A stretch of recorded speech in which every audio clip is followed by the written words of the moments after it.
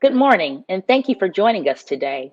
I'm Dominique Johnson, Stakeholder Engagement Manager at Duke Energy, and I'm honored to serve as the moderator for this very important discussion on education inequities throughout our communities.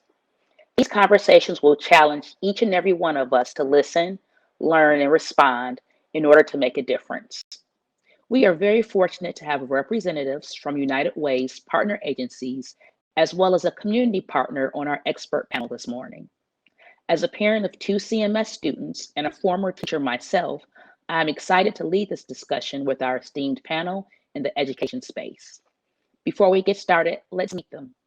We have Minchayas Ari, CEO and President of Communities and Schools, Jamise Ivy, Senior Program Officer at Renaissance West Community Initiative, Monroe Richardson, Executive Director of Read Charlotte, Aurora Swain, Director of Operations of Families First, and Jason Terrell, Executive Director of Profound Gentlemen. Thank you all so much for being here. If you could just take a few seconds to tell us a little bit about yourself and the organization that you're representing today. We'll start with you, Minchayas. Great. It's great to see you all. I'm glad to be on the panel with all these other fine presenters. I am the new president and CEO of Communities and Schools. Actually, have been in this role for 90 days. I've been in the community working on human services for the past 21 years, so I'm very familiar with the issues that we're talking about today. I also am a father who has two children who've gone through CMS schools. In Communities and Schools, our role is to make sure that we provide adult advocates for our kids. We actually have adults in the classroom providing them supports, advocating for them, making sure that their basic needs are met. We are in 54 schools and we serve approximately 6,000 kids. And our goal is to make sure that kids have the opportunity to succeed, not just in school, but in life as well. Thank you. Jamise? Hello, I am Jamise Ivy. I am a Charlotte native, so I am also a product of CMS. I was in CMS schools from first grade all the way up to 12th. So I lived in Charlotte, went to school, came back to Charlotte for grad school, and have decided to stay here and continue to do work in the community that I've grown up in. I am currently the senior program officer for Renaissance West Community Initiative. A big part of my role is to manage all of our partnerships and relationships with anything dealing with pre-K through eighth grade education. Our biggest partner is CMS, as we have a school on our campus called Renaissance West STEAM Academy. We have a unique partnership with CMS with that school, and we call it a joint governance operation, where we work to make sure that that school is supported the best way that it can be and that our students are learning and receive the best education that they can get. We are a purpose-built communities partner. So that means that we follow a national model that is done by Purpose Built, which is in Atlanta. We also are a purpose-built school. So there is some parts of Renaissance West STEAM Academy that is a little different from other CMS elementary middle schools. And hopefully we'll get to talk about that later. But that is what my role is, helping the school, and then also making sure that our students have out of school time activities whenever school is not in session. I'm so happy to be here. Can't wait for the panel. Thanks, Jamise. And Monroe, welcome. Thank you. Excited to be here. I'm Monroe Richardson. I'm the Executive Director of Read Charlotte. I have the privilege of leading a countywide initiative focused on early literacy from birth through third grade. We partner with so many organizations across our community, over 100 now, from the largest organizations such as CMS, the library, the county, to the smallest grassroots organizations, all with a focus on doubling the percentage of third graders reading proficiently in our community. We're fortunate to live in a community that really understands the importance of early literacy, and look forward to talking further about that today. Great. Thank you so much, Monroe. And Aurora? Hi, I'm Aurora Swain. I'm the co-founder of Families First in Cabarrus County. We've been doing this job for over 5 years, but I moved to the United States 15 years ago. I have always worked in the nonprofit organization business just because the lack of help and resources for the Hispanic community. Our organization serves the majority is Hispanic, but we're very diverse. We have two bilingual preschools, immersion preschools where it's dual language. We also have a home visiting program, and we also have a third program. It's called Celebrating Families, where we involve the whole family because we believe the model is like we can help the kids just to a point, but if you embrace the whole family, then you are able to see the real change in the families. We're located in Cabarrus County, so we are right here, neighbors with you guys in Charlotte. So thank you so much for having me. Thank you, Aurora. And Jason. Yes, good morning. My name is Jason Terrell. I currently serve as the co-founder and executive director of Profound Gentlemen. I'm not a Charlotte native, I'm an Atlanta native, but I spent my early career teaching in a CMS school at the middle school grades. So I taught 8th and 7th grade English language arts at a school called James Martin Middle School, which is in the Governor's Village. I served as a football coach, baseball coach, but really entrenched in our students' lives and in that community. I started Profound Gentlemen in 2014 to answer the big question of why were there no Black teachers in our schools or teachers of color in our schools? So Profound Gentlemen, we sit at the intersection of gender, race, education, and purpose. Our big vision is to make sure that Black and Latino men who have answered the call to teach and impact students understand their purpose, delve deeper into their impact, and make teaching a long-term career. So we work with CMS, we work with plenty of schools across the state and the district and the state and even national to make sure they have the adequate teacher workforce that is reflective of the students that they serve. Again, I want to extend a very warm welcome to all of our panelists today. We've prepared some questions for our panelists, but I also invite other attendees to add to the conversation by using the chat feature to ask questions. We have a lot to cover this morning, so let's jump right in with our first question. What are the essential stages in a child's learning from cradle to career? So I taught at the middle school grades, and I think for me, that's specifically in the middle grades, and even so, we support teachers from K through 12.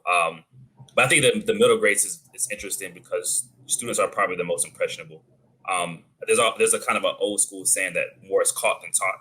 And oftentimes, my kids were looking at me as an example, as a role model, and so everything from how I dressed to how I interacted with staff members to even students, my students were watching and emulating. And so during that age is a really, really interesting time to have increased representations of success in front of our kids. So personally, I really like the middle school grades. I think that's, again, I mentioned this, I think that's when you have the opportunity they're the sponges. So you have the opportunity to pour into them. And I believe it's critical that have reinforced representation of mentors and teachers who reflect and identify with their background and stories at that middle grade stage. Just because that stage is so critical. And even data shows that at that middle school grade, it's typically when you see data, the kid academic data drop. But a lot of that is because students are coming into their own. They're finding out I don't like English or I like math and I want to delve deeper into social studies. So I think just having consistent role models are important at that age. Great, thank you, Jason. Machias, would you like to chime in on that about the essential stages in the child's career or child's learning? Sure, I appreciate this question because we live in a society where everything is benchmarked. When you're hitting certain targets based upon preset benchmarks, and I believe every child is built to learn. Just like our brain is built to know multiple languages, and you either take advantage of that based upon your surroundings and or how the environment is set up for you to achieve. So I think first off, you have to be ready for kindergarten, and you don't go to kindergarten beginning the learning process. The learning process begins even when you're in the womb, right? There's folks who read to their children, play music for their children long before they're born. And when someone goes to kindergarten, they should have some basic fundamentals in place. So I think the first element is before school begins. Fortunately, we live in a community where our leaders realize how important early childhood education is, and they've made significant investments into making sure that everyone can have access to universal pre-K so that they're ready at that time period. I think the very next milestone is third grade, and we've got Monroe on the panel, so I will not spend a lot of time on this area, but there's this whole discussion about learning to read so that you can then read to learn, and third grade is a very important benchmark. We just heard from Jason about the importance of middle school, and one of the major benchmarks around that is mathematics. At 8th grade, how proficient are you in mathematics?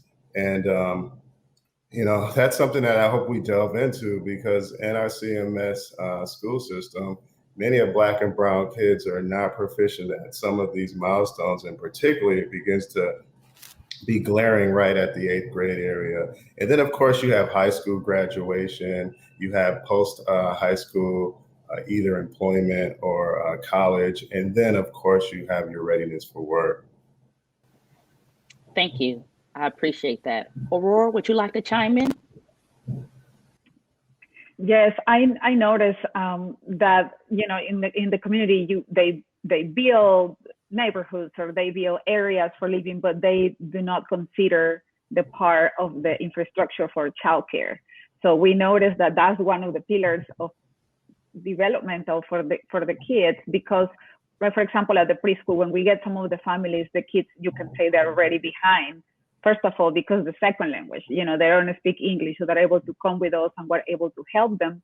But we're also able to offer, for example, ESL for the mother. So their learning is together. So they even understand, because some of the families don't even understand how in the United States is the educational system. Like, so what is the grade that you have to accomplish to get high school? Like, it's not even a path that they understand or they know. So we're able to help them to understand exactly what we're talking about. Like, your kid needs to be ready since pretty much it's at the womb. So for the mothers who come pregnant, we're able to teach them that you have to read to your child when you're pregnant all the way up. So I found very fascinating how a lot of families come and their eyes are open, really what is, at least they know the path for success looks like for them, for their kids. So, because obviously the families that we serve, they come to this country to better their families. So, but sometimes they come just with that idea, but not even with a plan. So we're able to help them at least understand that plan, and then they're able to set goals and they're able to, help their kids in the process. Thank you, Aurora. And Janice, for you, what are the essential stages in the child's learning? So I really will be repeating everything that everyone has already said. I also believe that it starts prenatally, parents reading to the child in the womb and doing what they need to do there. That's a really big part of a child's life. And then we know that the first 3 years of a child's life is very important for their brain development. And then early childhood care. So what are they doing before they get to kindergarten so that they can be on the same wave as their peers? And then we also know that what happens in third grade kind of like helps determine a child's life trajectory, is what is said. I also agree with representation, but I also want to add opportunities. So a lot of children of color, even just in my experiences, knowing that the opportunities that I had and what I was exposed to, so outside of my community, what's different, what can I look forward in life, what does life have to offer, having those opportunities as I grew from early childhood to elementary to middle to high school, really helped shape me as a person, and helped develop me to be able to go to college and be successful. So I agree with everyone said, and I'm sure Monroe is going to have some amazing things to add, but I just wanted to say that giving children opportunities and showing them different kind of experiences also make a huge difference. Great, thank you. And Monroe, we'll kick it over to you. Yeah, so I would agree with what everyone said already. It's amazing when you consider that the first 8 years of a child's life can significantly determine the trajectory of the rest of their life, as Jamise just said. And we know that from looking at data, students here in CMS, about 50% of the skills that a child comes in with kindergarten, the beginning reading skills, there's about a 50% correlation with their performance on the third grade EOG. And that just gets stronger, the correlations as they move through kindergarten through third grade. And when we look at achievement afterwards, the bad news is that third grade tends to be sticky. So if we look at our cohorts of third graders, wherever our children seem to get at the end of third grade, that's where they're at eighth grade, that's where they're at 12th grade. And so it does impact both their success in middle school and high school, and obviously their post-secondary chances. So, but the other side of that is encouraging, which is it's sticky. So our ability to make sure that our children are able to read well. And just keep in mind Charlotte's Web. That's a typical book that a third grader who's reading well should be able to enjoy on their own. Making sure that our children can read and enjoy that well, is giving them a fair shot at being successful in school and in life. Thank you, guys. I appreciate that input. So another question that we have for you, and I'll direct this specifically, I think, to Jason and Aurora, but feel free to chime in others.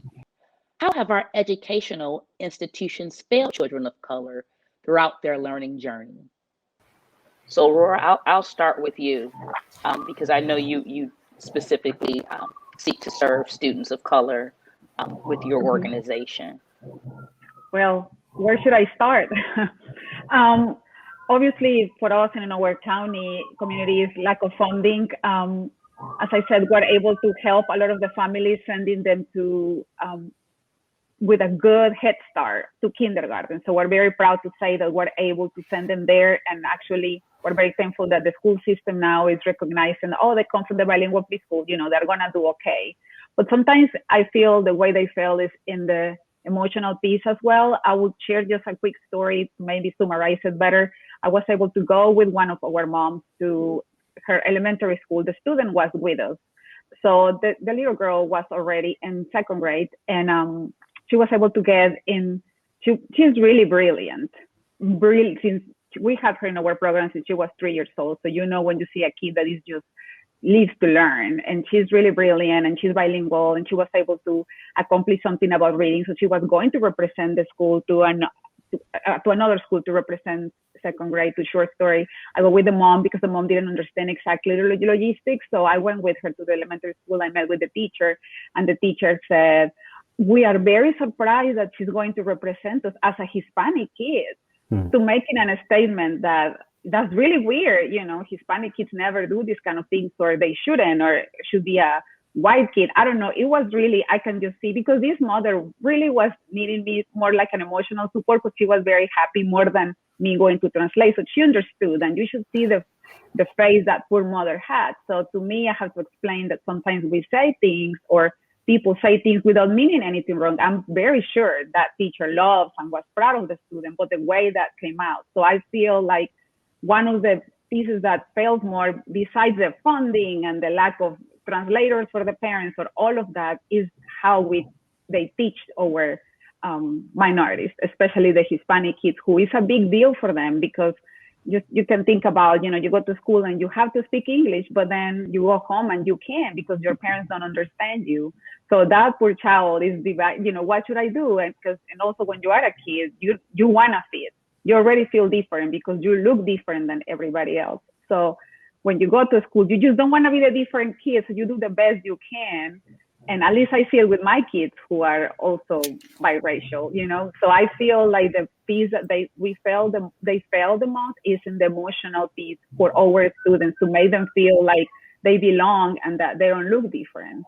I remember another story, and I'm full of stories. I could be here for hours about, and this came from my assistant. She's from Honduras, and she moved here when she was 7 years old. So she didn't have good English. So when she went into fourth grade, she's also very smart. So she was able to participate in the spelling bee in fourth grade, and she won all the fourth grade spelling bee. And she was telling me this story as of yesterday. And I never knew this story, and I was crying with her after I heard. And she said that she won. And then the teacher said to the class, you guys should be embarrassed because Myra, or Hispanic students, won the spelling bee and you guys couldn't get it. So that was another story, like what has to do with anything, like putting her as an example to the kids who are actually English their first language. So those kind of comments sometimes they do, and they don't see that hurts the kids. She said after that comment in front of her class, she decided not to participate anymore because she felt different. So to me, I can go into, I'm sure Jason can cover me in all the other parts, but to me, something that hits home because I live every day with the stories of my students and parents is the emotional piece that we're failing to actually encourage the kids to learn, not like, yeah, you are different and you got it, you know? So that's my take in that part. Yeah, so it sounds like one of those pieces is having the appropriate level of expectations for students. They live up to what we expect from them. Jason, so tell us about your thoughts. I can piggyback on everything that was said around curriculum. We talk often about like ethnic studies curriculum and social emotional learning. They'll like embedded into how we teach and teach students. I want to talk a little bit about like discipline policy. I think one of the areas that we often see as a hyper, almost like a hyper militarization of discipline in schools. We talk about, CMS in particular. We have cops, BMTs in schools who essentially are there to manage behavior, bodies. And there are some schools, where if you walk into the school building, it feels like a prison. In terms of how students are expected to walk straight line, not talking, on the squares. Like it's. So I think we embed these types of ideas into particularly Title I schools. But if you go into affluent schools, the environment is completely different. You'll hear kids laughing and playing and learning. But when you go into some schools, specifically a lot of our Title I schools that serve primarily students of color, the expectation is for you to be quiet and for you to be docile. And so we often, even for a man of color, a Black male in the school, now, I was expected to be the behavior manager for the school. I was the person you send your boys to, when they had discipline issues. And so, we even push around this idea that when you have men of color in school buildings, value them for something other than their the discipline. So I think that the whole kind of the militarization of how we think about discipline is a problem. I know there's been some efforts around like restorative justice practices in schools and CMS, but even nationally that have worked. So I think there are some efforts around how do we think about discipline a little different? How do we have like restorative circles to talk about students and give students more wraparound support? How do we have a easier, I don't want to say strike or demerit system when we are like disciplined students? So just there's some things to consider, but that's one of the areas I definitely see. And it starts at an early age. So even in elementary school, these policies are pushed into place. They just carry on throughout a kid's K-12 experience. Thank you for that, Jason. So we're going to switch gears a little bit and talk about 2020 and COVID. So we're all aware of all of the challenges that our students have faced in the last school year and in the current school year. Monroe, I would like your input on how has the COVID-19 pandemic exacerbated those gaps? We're all going to look back and see 2020 as this just immense firestorm in our educational system that challenged us in so many ways. And it has been spoken about and written in so many places over the last year that it's really laid bare the inequities that existed and the disparities and has exacerbated them. I've been really concerned about what economists and business leaders talk about a K-shaped recovery in the economy or for businesses or employment, where some people recover quickly and others continue to struggle, in some cases go out of business. Well, I'm greatly concerned that the same thing is happening for our children, that there are children that are in the right households and they're able to have parents that can work from home and they've got good internet access and they're not worried about food security, and maybe they're in a learning pod and they're able to recover and continue their growth in their learning, whereas other children with the same inherent capacity and potential would struggle and decline, and that our children already we're in different trajectories, but those gaps have widened considerably. The unfortunate part is that here we are sitting, in early 2021, and I don't think we still have a clear enough picture of what the impact of the pandemic has been on children's learning. There are national estimates, and I've seen some local data, but we have too many children that are missing who didn't take the fall assessments in CMS. And so when you look at those children, it's about missing about 25% of the children who would normally take a fall assessment in a normal year. Those children that are missing are overwhelmingly minority, overwhelmingly low income, and overwhelmingly English language learners. So we know that it has been a tremendous stress on our teachers and our families and our children. And I think as the year unfolds, we're going to learn even more what a tremendous impact this has made. And I worry if we don't rise to the occasion, we don't meet this challenge, the impact of this is going to last a generation. It's sort of like a fire that happens in a forest. And when you look at a tree rings, you can see that ring, that year when the fire happened. That's what we're in danger of. As I said, there's a firestorm. And so we're all going to have to, come together, both to understand where children's specific needs are, because they would have just spread further than they were before, just more kids in more different places in terms of their needs, and then really look at what do we need to do differently to meet their needs, because we know for certain what we were doing before was not meeting the needs of all children, especially Black and Brown children in our community. Thank you for that, Monroe.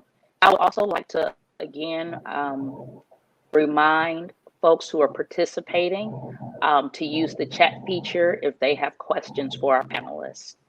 I'm going to I would like you all to think through a couple of different pieces about closing those inequities and closing those gaps. So we talked about, when we started the conversation, the response. So listening and learning, well, what does that response look like? We know that there will be individual level responses and also systemic.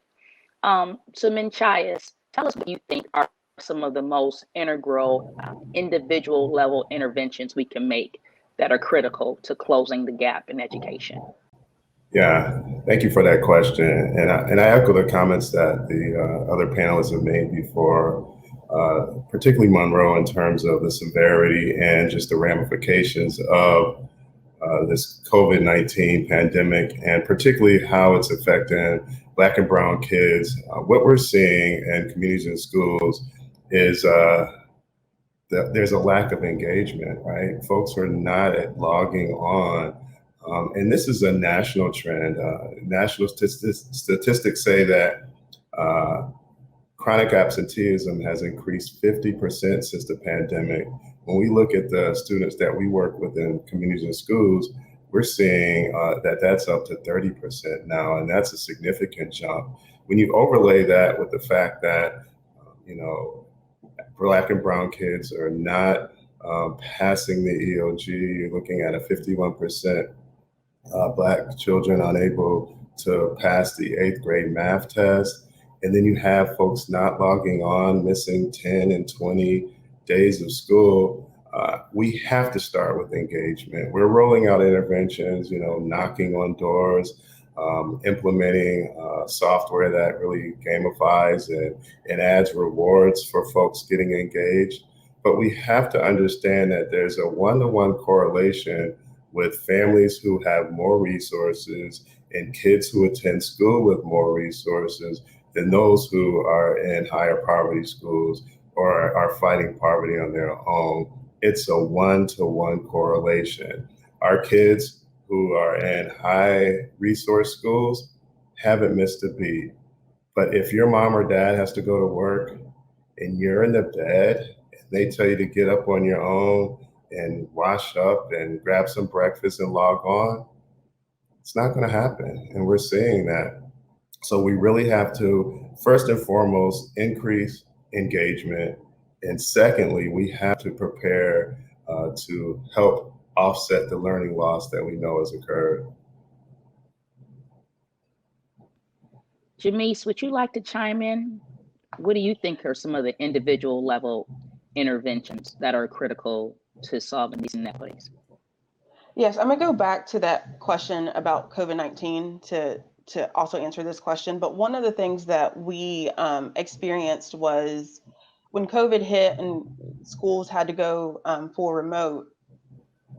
We were very excited to have, like, everyone got technology, everyone got a hotspot. Like, we did it. Like, all families that needed it had it. But one thing I don't think that as an education system realized was, okay, you give families this technology who may have never seen or used this technology before. So going back to that engagement, how do you make sure that the families know how to use what you've given them? So we can't just give people things and then expect them to just automatically know how to turn on a hotspot and connect it to a laptop. Some of our families have never had a laptop in their home. So one thing that we saw was a lot of parents would come back and say, oh, this isn't working, or I can't figure this out, or I don't know. And we had to really think about a different approach of, okay, we have to, the parents that need it, how can we work with them to make sure that they know how to use this technology that we've just handed to them and expected them to just turn it on and their kid just learns every day. So we had to do those interventions with our parents so that they knew how to work technology, but also we learned that the students would take their Chromebook home and then forget how to log into it. And so, you know, a lot of our students were missing class at the beginning because no one knew how to log into their Chromebook, and kids didn't remember their usernames or passwords. So I did realize that that was one of a big lesson that we had to learn at the beginning, and had to take that time to engage with our parents, to do regular meetings any way that we could to make sure that they had the resources and tools they needed. I think another thing that some people just don't realize is that going into the mindset that parents want the best for their child. So, and I think sometimes people forget that. So when they're looking at, you know, the remote learning and kids aren't logging in, and just thinking that parents are just not doing what they need to. But a lot of parents, like what was just said, are at work and are having to figure out how to continue to care for their families in the middle of a pandemic and make sure that their kids are learning. So I also just think that people in general just need to have the mindset that parents do want the best for their children. Individual level and other individual level interventions to close the gap. We have put in place for the students individual interventions where we have a literacy lab and a math lab. So our students who are performing far below proficiency are able to attend these labs every day to get the building blocks that they need to read and to do math, no matter what level that they are in. We also have a STEAM lab where we use that lab to do fun, engaging things with our students that are directly related to what they're learning in literacy or math, just to help make it a fun way for them to continue to learn and get what and grasp what they need.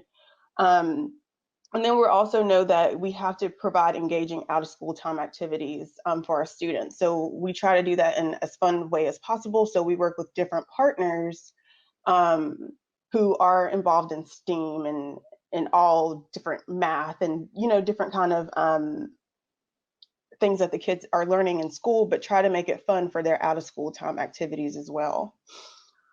And so those are like the interventions I had, just more of making sure that our students that are far below are getting what they need to be able to get caught up. And then also just making sure that our parents have what they need to be able to best support their students. Thank you. And you definitely struck a nerve when you spoke about the Chromebook, because even as someone who uses a laptop every day, oh, there was a struggle when school started for me. So I can definitely empathize with those parents. Aurora, so in your opinion, what do you feel are some of the individual level interventions that'll be critical to closing the gaps for education for our students? Well, we try to, you know, patch a little bit that gap in this during the pandemic. We were, as I mentioned, you know, we have preschoolers, 3, 4, and 5-year-olds. We never closed through the pandemic. I was very, very thankful to God that we're able to keep going, just because we have the kids or the first responders, people that without their parents working, we wouldn't be able to have food in our tables. So we had to be open for them. But we also then realized there was a second problem, the siblings of the preschoolers, you know, who have never, as you were mentioning about using computers, even for us professionals, at least I can tell you my hardest time was with my third grader, trying to get him in school and for him to actually log in, but that's another story. So I can feel the pain of the parents. So just as I like to share with stories that I have, we have this set of twins. They are in second grade. So when they came to the preschool, we opened a classroom for remote learners. So we're able to hire somebody that was able to facilitate these for the siblings of the preschoolers. So when these twins came in our care, and when we opened the computer, and actually my staff had to call the school and get the passwords, because these kids have the Chromebooks but never opened them for months because they didn't even know how. Something that I need to back up a little bit to mention is like a lot of these kids, the grandparents were taking care of them because parents had to work, just as you guys were mentioning. So grandparents are even more far to learn technology than the younger parents. So that was another story. We have crazy amount of phone calls from grandparents like, what can I do? My grandson hasn't connected in 3-4 days and he doesn't know his password. And then when you talk about, okay, so how old is the student? He's 5. I mean, thinking that a 5-year-old is going to keep a password is pretty difficult. So as I go back to the story of the twins, the teacher, when we open, finally were able to log in and all that. And you should see the teachers' faces. They're like, oh my God, they're here. We can actually see their faces. So they try to explain to us how we could help more of the Hispanics, because at least in one of the schools that is near our preschool, the teacher said at least 40% of the Hispanics did not even log in at all through the pandemic. So we were able to help, as I said, because also, lack of funding. We only were able to provide one classroom for the siblings. And we're also able to, just open a classroom and, when you see these nonprofits, just come in and we have internet. That sounds wonderful. But in our case, the English barrier and the other stuff altogether. So we were able to serve. I said we prefer to serve with quality these siblings.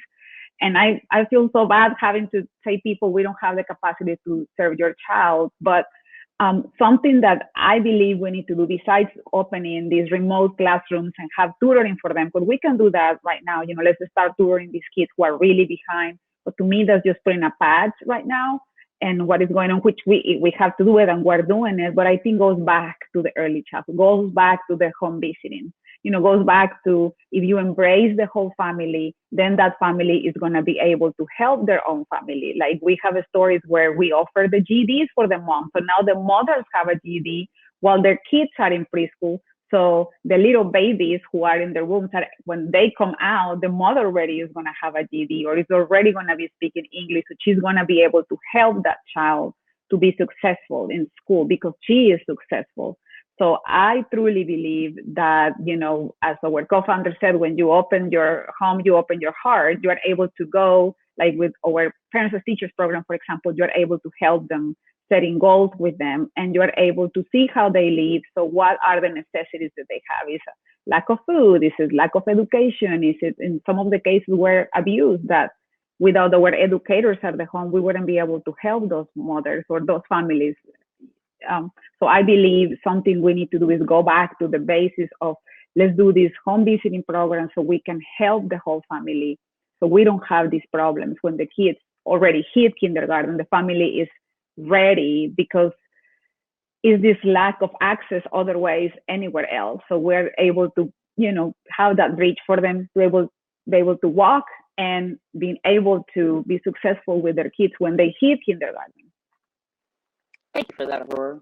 So we've talked a lot so far about the individual level interventions, but now let's think on a higher level as far as systemic level interventions.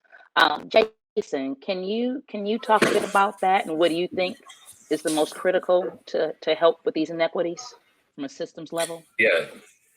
Yeah, there's a lot, specifically within the teacher diversity space. There's a lot of statewide, national initiatives around teacher diversity. So specifically, North Carolina Governor Roy Cooper has released an executive order December of 2018, but basically it's called the Drive Task Force. And his big vision for North Carolina is to increase the percentage of teachers of color across the state at all levels, from elementary all the way through high school. And so through that task force, you can look it up. It's called the Drive Task Force. They've produced like a bunch of different research around the importance and the need for teachers of color, but also some specific policy So some of the, for example, some of the policy initiatives that are actually on the House floor now or will be in the next couple of sessions. So definitely just kind of be on the lookout are teacher pay increases, reduction of student loans and like financial incentives for educators, thinking about a lot more cultural, kind of like cultural practices in schools, so that when teachers of color are in schools, they have like the school has a culture that affirms their background. But one of the cool policies that, well, like I think it's going to have a lot of ripple effects. So one of the major ripple effects is this past couple of months, UNC Chapel Hill, they just received a big federal grant called the UNC Dream. But basically, they're offering full-ride scholarships to folks who want to be teachers, right? They have a partnership with Durham Public Schools specifically. So if you come out of the UNC Chapel Hill program, you automatically place in elementary school in Durham, and they're specifically targeting again teachers of color. So PG is actually playing a major role in helping them support and create their affinity spaces. So when their teachers of color are in their school of ed, again, they have just like not only are they receiving like the pedagogical skills from the university, but they have this cultural lens that we're going to provide. And we hope that other universities replicate the model. So there's a lot of, in the teacher diversity space, there's a lot of great initiatives happening right now. I think now is the time to address this issue. I mean, across the state, 86% of our teachers are still white women, right? And so, we know that our state has majority of teachers, students of color who are in our public schools across the state, specifically in CMS. Those numbers are basically the same. And so we got to figure out how to address this barrier, because there's so much data that links student achievement to having diverse representation in front of them. And so the data is there. Everyone knows this is an issue. Now it's around like the systems level. How can we attack it from there? Thank you so much, Jason. And Monroe, I know you're our systems guy. We talk a lot about that with Read Charlotte. So what do you think are some of those interventions? Well, given that, even though we don't have clear data on what the impact has been, and I'll speak specifically around literacy, although I know it impacts math and other subjects as well. There's a national conversation that's been happening about the importance of tutoring. And I've been thinking about this in terms of really the next 24 months. We need to be able to identify where children are at in their reading, what kind of gaps there are, and then mobilize a system-wide effort to provide children with the right kinds of tutoring supports. When I think about tutoring, I think about it as a form of educational medicine. So, just like any other medicine, you want to be able to ascertain what a child's, what their illness is, and then make sure you're giving them the right medicine. Well, it's the same thing when it comes to tutoring as well. You don't want to just give them anything and then think that something is better than nothing. You wouldn't do that when it came to their body. We certainly shouldn't do it when it comes to their mind. When it comes to literacy tutoring, I'm going to talk specifically about K3, although I think it really extends through elementary, K5. There really are two different buckets. One is a group, kind of a class of tutoring that helps kids with word reading, so it helps them get words off the page. And then there's a class of tutoring that helps them with building their vocabulary and comprehension skills. For that first group, which is really focused on word reading, we need to help kids with phonics, so being able to sound out and recognize words. And the goal is to have them be able to build big sight vocabulary, so they don't have to sound out words, they can read it automatically. But then also to help them with their reading fluency. We don't have enough of those types of tutoring in our community here in Charlotte-Mecklenburg, and so at a systemic level, we need to work on that. And then the other type is really helping with kind of meaning-focused skills, vocabulary, comprehension, and that's really where having sort of reading buddy type programs come into play. And so we've done work in Read Charlotte in partnership with Charlotte-Mecklenburg Library and others to train adults in what we call active reading. So you don't just read the book to kids, but you read with them, building their language, vocabulary, and oral comprehension skills. We need both of those. And we certainly can engage and activate and support families to do that sort of shared reading at home. But we also need to couple that with tutoring that helps kids with their word reading skills. Coupled with what happens in the classrooms and the kinds of things that Jason was talking about. We've got a shot at remediating some of the gaps. I was talking with one school leader recently who talked about stabilizing our children. We need to stabilize their learning first, and then be able to help to address gaps. And I think the last thing I would say is we normally think about things like this in school year terms. So how do we provide tutoring during the school year? We've got to think about summer differently. And we've been starting to talk with partners around how we integrate targeted tutoring during the summer months. I think this has to be a round the clock effort for the next 24 months to give our kids a fair chance of getting back on track for certainly for literacy. And I know you can make the case for other subjects as well. Thanks, Monroe. Again, just a quick reminder, that chat box is open for anyone who would like to ask a question of our panelists. So today's last question, we're going to pie in the sky. If you were king or queen for a day, how would you reform our educational system so that all children have an equal chance to learn? I'll start out with you, Manchias. That's an softball question for you, right? Yes, it is. Thank you very much. And I appreciate the comments of the panels before me. I really want to piggyback on what Monroe said. What the pandemic has done is it really put the ball back in the court of parents and guardians of saying you have a big role to play in education. And I think that every child who succeeds, I looked at my trajectory and my matriculation in school, I had a number of people who wrapped their arms around me with support to make sure that I succeeded.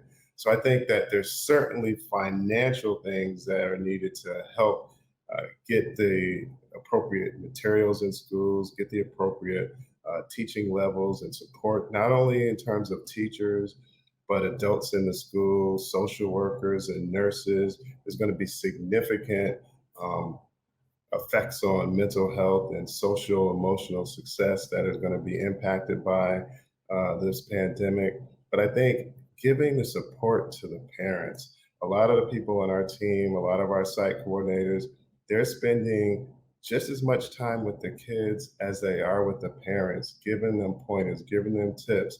As Monroe Richardson mentioned, we certainly are going to need to have some tutoring, but the parents and the caregivers and the aunts and all of the social capital that others in the community can pour around them, they're going to have to reinforce what was done in the tutoring session as well as in the school. So as king for a day, I would make sure that our schools are funded, but secondly, I would make sure that our parents and our caregivers are given the support that they need to reinforce and close the learning gap that we know is going to be exacerbated by this pandemic. What would you do if you were queen for the day to help reform our education systems, or any of our systems for that matter, that really will impact the education system?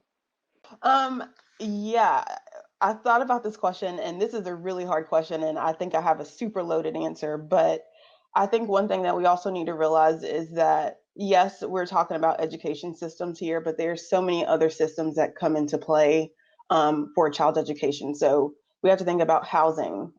Charlotte is experiencing housing segregation at alarming rates right now. We have to think about healthcare. Health in general, and where we are in a desert of all sorts. Like, there's nothing around us that helps our families in their home first before they send their kid to school. And so if I was queen for the day, I would wish that all of our systems, housing, health, education, mental health, could all find a way to work together for the common good of all of our families, especially in the city of Charlotte. An example is we don't have many healthcare facilities in our area, but then our students go to school and they don't have a full-time nurse. So it's like kids are going home for things where maybe we had a nurse full-time, or maybe if we did have doctor's offices that were accessible, that our kids will be healthy enough to go to school every day and be able to learn.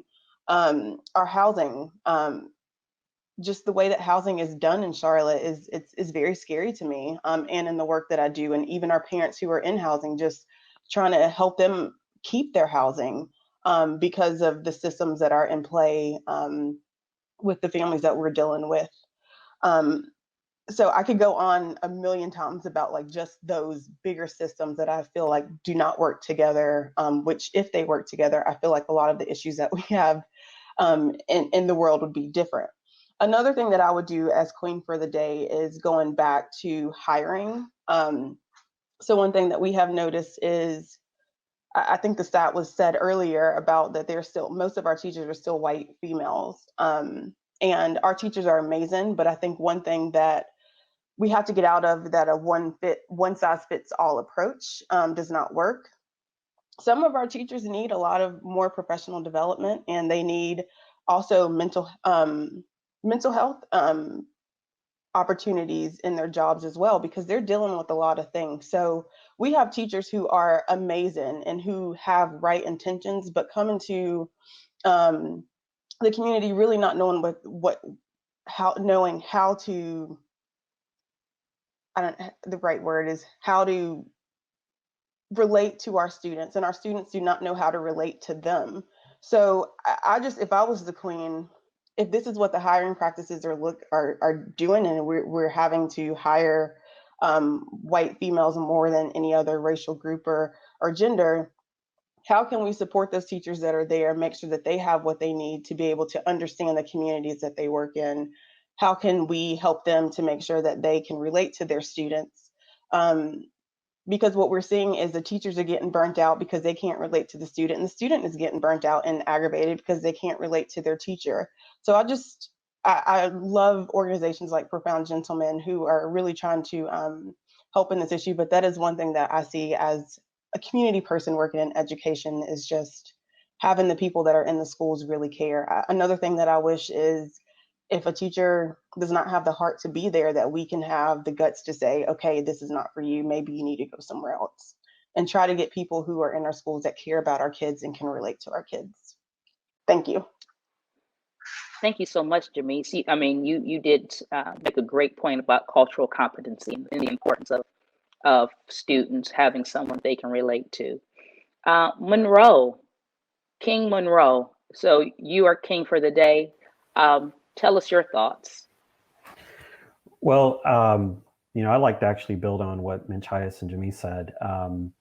I think the last year has shown us the importance of parents and families, and I think we do need to help support them, particularly to help them understand what they can do at home to help their kids with their reading. So, if I were king for the day, every family in Mecklenburg County who has a child between pre-K and third grade would go to a website, readingcheckup.org. They would go on, have their children take 2 quick 20-minute quizzes, find out their children's reading and vocabulary level, and get targeted recommendations for things they can do at home. This is not pie in the sky. We actually built this last year in partnership with a company out in California. The minimum technology that's needed is a smartphone. We have about 3,000 families that have gotten a reading checkup, and we've got partners that are providing literacy kits and books and helping families literally put in the palm of their hand the power to know where their kids are at with reading and what they can do to help them. We would have partners all across Mecklenburg County helping us and using this in their family engagement and outreach, and really help our families who are with our children more even than our teachers really be empowered and activated to help support their children's reading at home. That's what I would do. And Monroe, can you repeat that website for our audience? Absolutely. It is readingcheckup.org. And it's free to any family in Mecklenburg County who has a child from grades pre-K through third grade. Great. Thank you for that. Aurora, if you were queen for the day, what would you do to reform our systems? Well, I'll go back to fully fund quality childcare, access to all the families. That will be where my first wish will come, because as I mentioned, if you teach them since they're little, they will be able to do it in their own. As I said, when a lot of our students when they're in kindergarten, we get messages from the teacher like, how this such and such kid, is reading by, how it's expected, at least in Cabarrus County, you go to kindergarten and by Christmas, you should be reading. So that's very difficult for our ESL students if they did not come to preschools. So I fully believe, as an expert in this, that if you have quality access to childcare since you are little, you are going to be able to be successful. That's my first wish. Also, something else that I would think, I was thinking about this question several times, and something I thought about is like really creating curriculum who is very diverse and actually goes for everyone. So every teacher has access to this, so they understand why such and such a student learn different than the white students, or what's the background of our students. Because sometimes we feel like the teacher has to have the answer. And as you guys mentioned before, the teachers are tired. I don't know how they do it with 25 kids by themselves, plus also have these 2-3 kids who don't understand at all what she's saying. So if I was a teacher, I would be very frustrated as well. So I believe, but if you train that teacher since the beginning, how and the diversity and the cultural changes, also those teachers will be able to get in those kids' shoes and understand, oh, this is an immigrant child. Oh, that's right. This kid is tired every morning because he actually has to work, or he has to help with rent. Like as I go back to the stories of my students and the siblings who are teenagers, who are in high school, and they have to meet the criteria of the exams and everything else. But on top of that, they have to have a part-time job so they can help with rent.